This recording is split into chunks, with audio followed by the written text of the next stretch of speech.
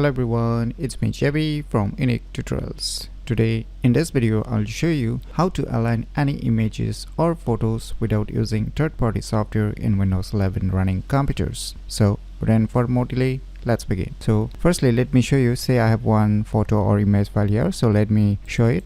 So you can see it's not in the proper alignment. So in order to align such kind of images on your Raspberry Windows 11 computer, what you need to do is just right mouse click on this image or photo file and just select this open with and select this photos, which comes preloaded with every Windows 11 operating system. So now you can see on the above edit image option, just click on it. Now here you can see one line here, as you can see this line. So now you can just drag it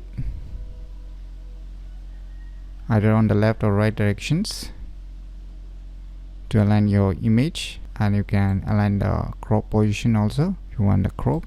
So once you're done, you can see here on the above save option, just click on it. Now you can replace the original image file, or you can just click on save as copy. So I'll just click on this save as copy.